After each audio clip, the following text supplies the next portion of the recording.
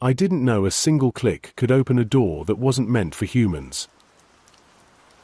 But now the thing that came through it breathes beside me when I try to sleep.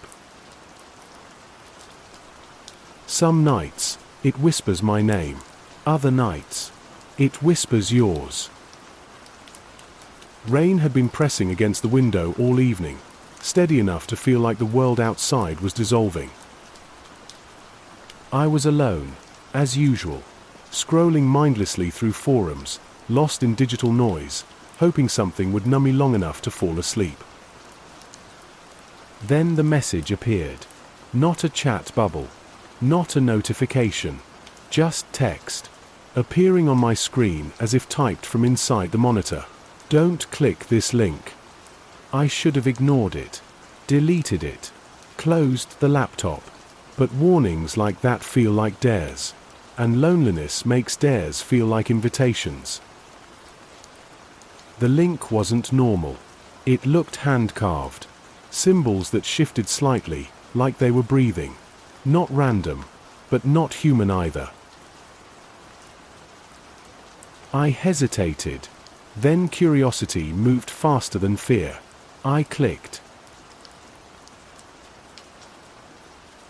The screen didn't load. It inhaled. A pulse of blue lightning flickered across my walls. The reflection on the screen stretched, like the silhouette behind me was leaning forward. I turned around. Nothing. Just rain sliding down glass like tears. But when I looked back, the cursor was moving by itself. Slow. Careful. Like a fingertip dragging it from the other side of the screen. It stopped on a new word. Listen. A faint hum seeped from the speakers, low and wet, like a throat clearing underwater. Then behind the hum. Breathing. Close. Too close. I reached to shut the laptop, but the screen went white. Then black. Then showed something impossible. A hallway. Not mine. Not anywhere I recognized. A single overhead light flickered. Water pooled on the floor. Footprints appeared one by one, as if someone was walking toward the camera, dripping with every step. That's when the temperature dropped so fast my bones felt hollow. My breath fogged in front of me. And behind my ear. A whisper, "You clicked." I spun around. Still nothing. But the whisper lingered in my skin like cold fingers sliding across my neck. Then, every screen in the apartment turned on. My TV, my phone, my tablet in the closet, even my microwave lit up, all showing the same hallway, same footprints, same slow, approaching steps. I grabbed my phone. A notification appeared instantly. Step aside. I froze. Because I was standing directly in the doorway to my hallway, and I heard wet, dragging footsteps coming from it. The sound grew heavier, like something big was pushing the air aside as it moved. Shadows stretched across the walls as if the apartment was bending around it. I backed away, shaking. The lights flickered. My speakers screeched, not from malfunction, but as if something enormous was crawling through the wires. A voice shaped itself from the static. "You opened the door." I bolted into the bathroom and locked the door. The rain hammered harder, like it was trying to warn me. But the hum seeped through the walls and into my teeth and down my spine. My phone vibrated in my pocket. I checked it with shaking hands. "You were lonely. That's why you heard me. You clicked because you wanted to feel something. So feel this." The mirror fogged behind me. Not from heat, but from breath. Slow. Steady. Matching the breathing in my speakers. Something stood inches behind me. Invisible. But undeniably there. The air around my neck shifted like a mouth opening to speak. I flung the door open to escape, and my apartment was gone. I was standing in the hallway from the video. The floor was slick, cold, and smelled like rain-soaked concrete. The overhead light flickered with a mechanical buzz. Footprints stretched forward into darkness. Not human footprints. Too long. Too narrow. Like something that had learned to walk but hadn't learned to hide the parts it shouldn't have. I started walking, because standing still felt like inviting whatever made the footprints to catch up. The hum vibrated through the walls. Every few steps, the light would flicker and I'd catch a shape at the far end. Tall, bent, twisted like a person drawn wrong. Sometimes it was standing, sometimes crawling, sometimes hanging from the ceiling like a predator watching prey.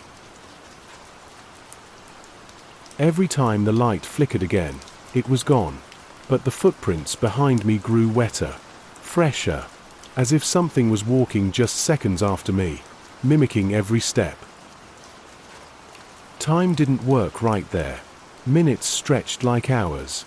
My heart beat in slow, aching thuds. The hum crawled into my skull until it felt like someone was tapping from inside my head. Then the hallway changed. The walls bent inward, narrowing. The floor warped, tilting like a sinking ship. The footprints on the ground began to overlap mine, matching my steps perfectly as if something was walking inside my shadow. The lights flickered, and this time, I didn't just see the shape. I saw its face. Or what tried to be a face. The features were stretched, smeared, like a reflection in water that refused to stay still. Eyes too far apart. Mouth too wide, pulled into a smile that looked painful. Skin drenched as if it had climbed out of a deep, black ocean. The hum shifted, almost like it was speaking. You let me through. My legs gave out. I don't remember falling. I just remember darkness swallowing me whole.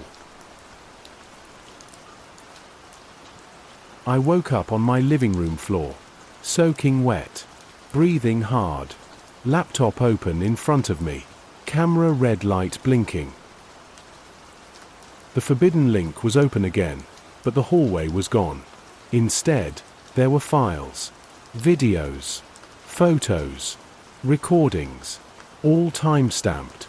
After I passed out, I clicked one. It showed my bedroom, empty at first.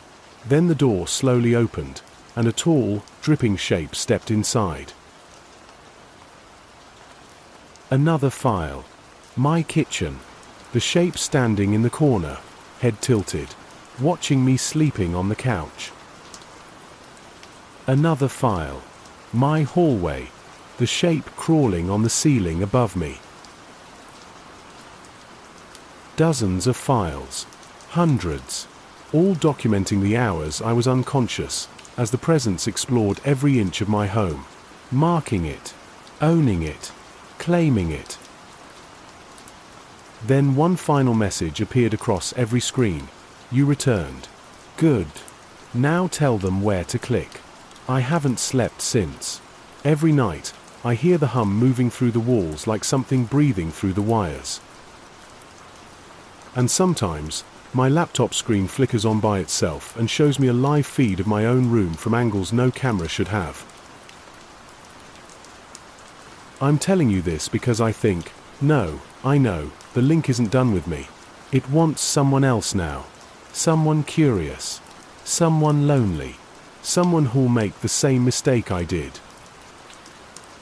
If you're still here, don't turn around. Just breathe with the rain and wait for the feeling to pass. And if you need someone with you through the dark, stay.